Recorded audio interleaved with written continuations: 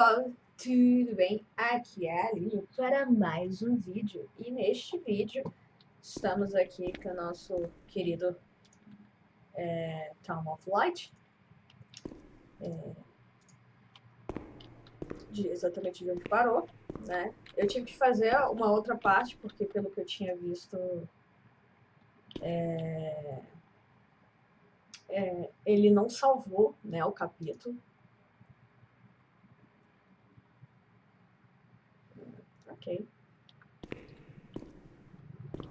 Não sei se eu consigo subir.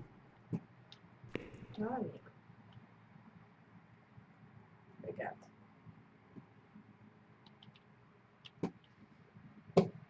Ah, tá aqui. Now we can open the bundle on that table in front of the window.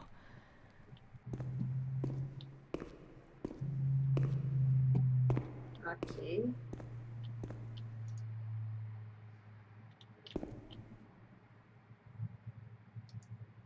Sapatinhos. Bom, como vocês lembram do último vídeo, a Renée, ela descobre que ela não tinha sido realmente abandonada. A mãe mandava cartas para ela, mas obviamente o manicômio nunca permitiu chegá-las, né? Aqui, no caso, provavelmente é a mãe e ela. May the Lord guide your path and keep you from sin. Mom. Ok. Tá. Aqui acho que não tem mais nada, são só essas duas. Tô vendo uma chave ali, mas tudo bem. Acho que o esquema é pegar a bonequinha. You see? Mom was good. I was bad. Mom was worried about Renee and Charlotte. I abandoned Charlotte. We've abandoned her. Ok. Bom.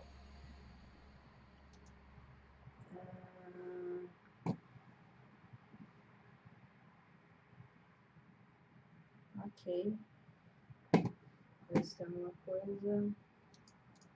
Ok. Vamos ver o que ela pede pra gente.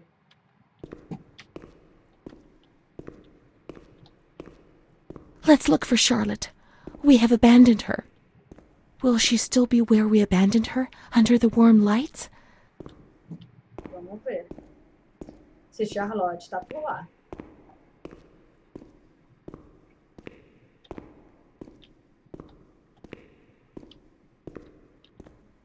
Charlotte.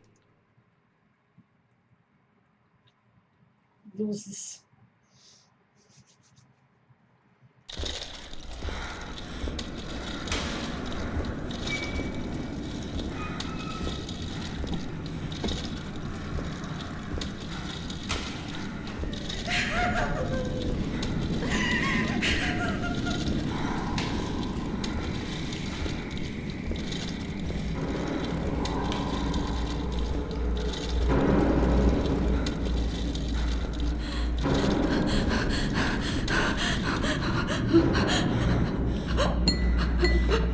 Oi? Não!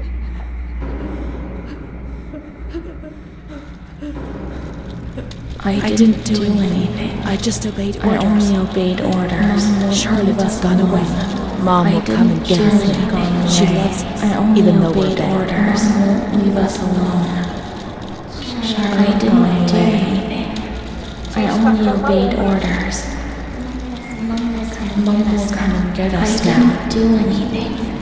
I only obeyed orders. Even though we're bad. Mom won't leave us alone. I didn't do anything. Charlotte gone away. I only obeyed orders. Mom will come and get us now. She loves us, even though we're bad. I didn't do anything. I only obeyed orders.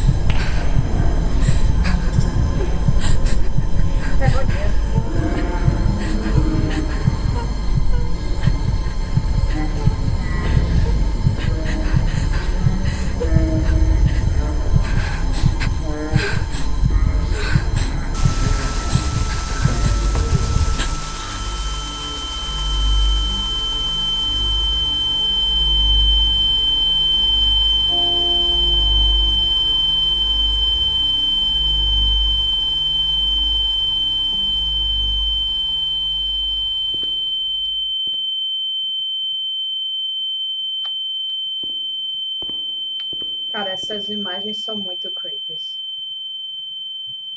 Então, basicamente, ela sofreu com choque terapia, né? Ficou toda lascada.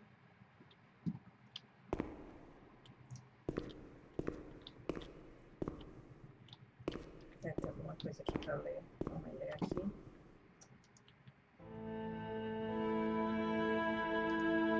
September 7th, 1938.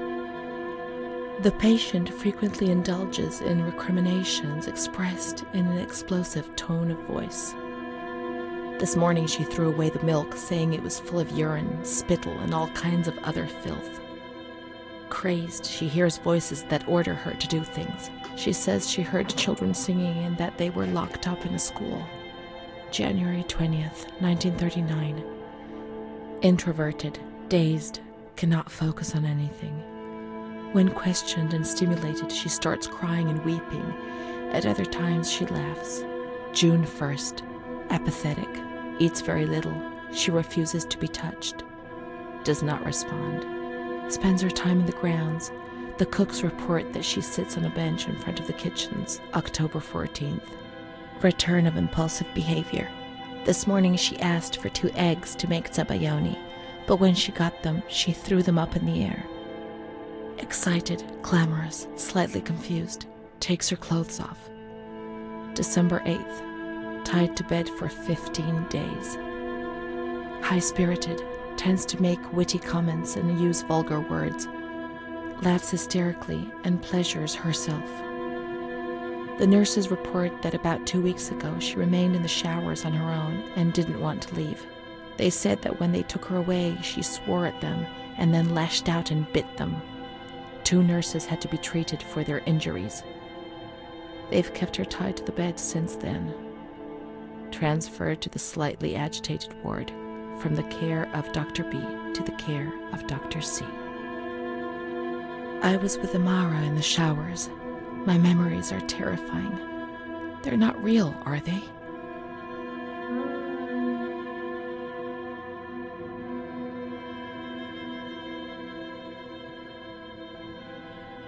Bom, o que dá a entender é que, na realidade, a Amara, né, aquela personagem dos últimos episódios, ela não existe. Não sei, né?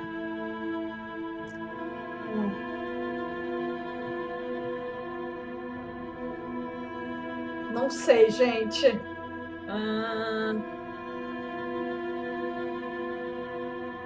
December 15th. Dr. C. Patient notes. The abnormality of her psychic state has induced her to lead a life which is irregular and tends towards delinquency. Of fickle and flighty character, she regularly discards her household duties and engages in occasional prostitution. Prostitution? Me? No, I don't think I could have. Or are my memories deceiving me? What other horrible things could I have done without even realizing? The uncertainty, the fear of my own actions was one of the things that tormented me most. Her mental deficiency makes her deaf to the reprimands of her family. She has shown suicidal tendencies. She was brought to the ward yesterday, agitated and vociferous. Treated with cardiazol, 2 injections a week for 5 weeks. They were only trying to confuse us with the therapy, and my God, they succeeded. It was as if they wanted to instill the madness into us.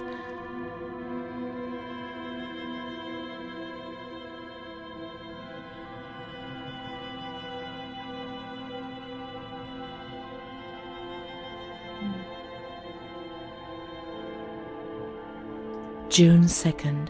After a long period of calm and improvement, the patient is very agitated today and vehemently refuses to submit to a gynecological examination. She swore and cursed those who generated her, flailing her arms and hitting out. According to reports by Dr. B, the patient has been subjected to periodic checkups since she had a spontaneous abortion about 2 years ago, in her 3rd month of pregnancy. conception occurred after she had sexual intercourse with a stranger who sneaked into the hospital grounds. Details are contained in the charges filed at police headquarters in Volterra, a copy of which is attached to these clinical notes. ES therapy. That's how the reality is concealed. It has all been planned very carefully.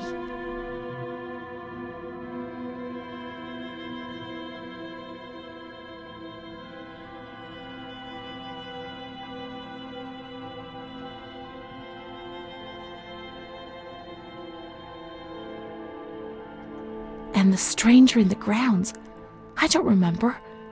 Was that another lie? Or was another memory removed? God, my head.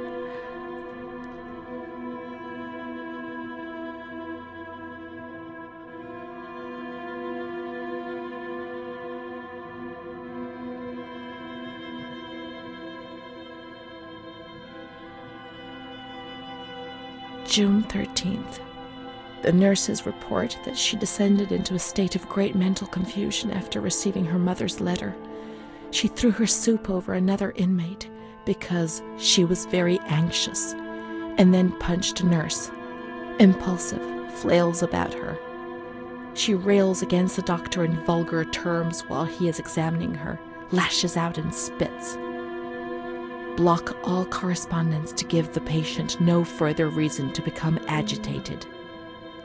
August 20th, tied to bed. The nurses report that the patient is extremely agitated after the visit of a relative or family friend. 2 days later, she is still shouting all the time that he commands her, that she must obey and harm herself, and that she is not Charlotte. All visits forbidden, constrained to bed, and intensification of ES therapy until we achieve results. Calm down. You must be calm. Don't get agitated. We'll make you calm down. Is that the only thing that matters? Is tranquility worth the price of not living?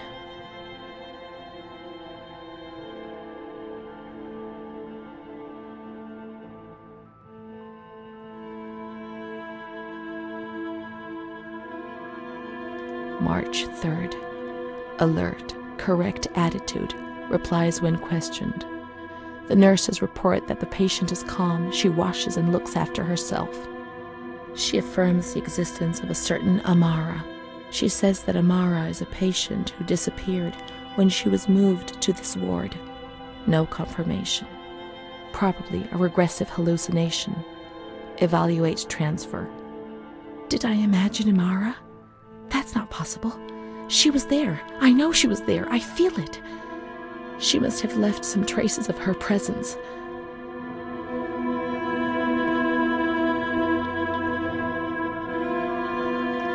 Bom, tenso, né? O que acontece? Ela chegou com algumas ideias preconcebidas e que acabaram refletindo no nosso entendimento. Por exemplo, o estupro que ela levou e, por consequência, que ela teve que abortar. A questão das cartas.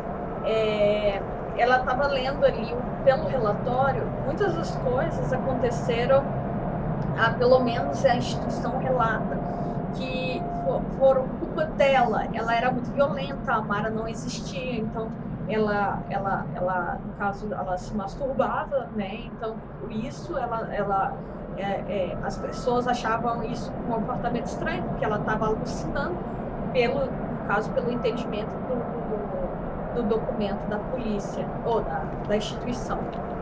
A questão do aborto, disseram que não foi o enfermeiro, mas sim foi um desconhecido que apareceu, né? E a questão das cartas, a questão, no caso, do padrasto dela, indo lá, né, numa coisa, ela ficou agitada, então, por consequência, ela foi para um dos centros de semi-agitadas e começou a sofrer da terapia de eletrochoque. We can try to find her medical records in the archive where the letters from her mother were filed.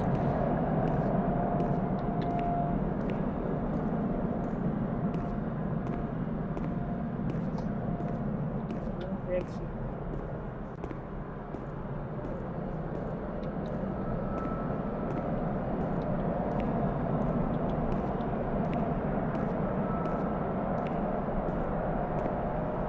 E aí ele fala pra gente procurar, no caso, ela pede pra gente procurar pelo documento da Amara, porque ela sente dentro de si que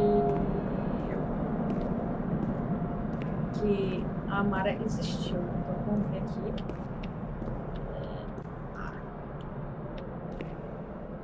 Amara B., aged 32, housewife, mother of 2 daughters, married to Mario B. So Amara does exist. Yet she had no children and wasn't married, but that photo, it's her. June 3rd, 1936. Admitted yesterday, showing signs of improvement. June 8th. Cheerful, calm, and tranquil. Her behavior is good and she is keeping herself clean and tidy. Discharged on June 10th.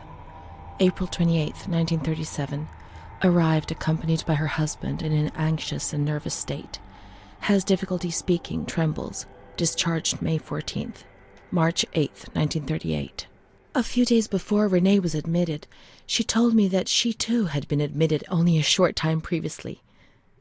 Arrived yesterday in a febrile state. Discharged March 14th. She didn't leave. Certainly not after a few days. No. June 22nd, 1939. Readmitted once more. The patient shows rapid improvement. Discharged July 2nd. August 1st, 1941. The latest of many admissions due to agitation. Discharged August 27th. She came and went, stayed only for short periods, but I remember she was always with me. What's going on? March 4th, 1942. Back again, the same situation. March 8th. Compared to previous admissions, the patient seems depressed even after a few days, although her demeanor is calm and she is attentive. Discharged March 25th. April 2nd. The patient is distracted and apathetic. Her husband brought her here and said, "She's not eating, doctor. She spends all her time sleeping. I'm so worried, doctor. You know her. You can help her." April 6th. Tuberculosis. Patient transferred to the Maragliano Pavilion and is in isolation. May 3rd, 1942. No. Death from tuberculosis at approximately 8:30 a.m. Is Amara dead? Poor dear friend, I wasn't even able to say goodbye to you. Enclosed is a manuscript written by the patient, probably in a state of delirium. I'm dying, I know it. I'm losing a lot of blood, bleeding internally too. It's strange. Since I came back in here, I can't stop thinking about that little girl with her sad eyes, her desperation. I only saw her for a short time, it's true, but she remains in my heart. Will she still be here? I hope to God not. I hope she's better and her mother's taken her home. My memories don't match up. What's the point of this? Perhaps my memory is playing tricks on me. Things are not as I remember them, as I see them. But she said she liked me. I just can't understand it. I just wanted to say goodbye to her for the last time. I never even said goodbye to her.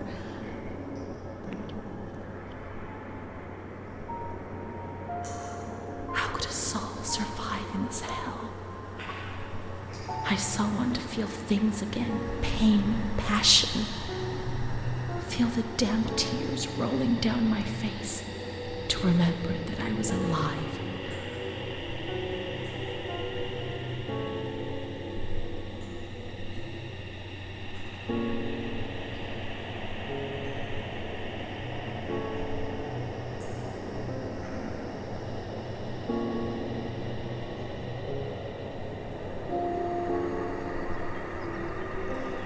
Bom, galera, mais um capítulo concluído. Eu vou parar por aqui. Eu acho que o próximo vídeo deve ser o final, deve ser ela meio que se despedindo da Amara. E é isso. Se você gostou do vídeo, curtida, compartilha, se inscreve no canal. Beleza? Valeu! Falou!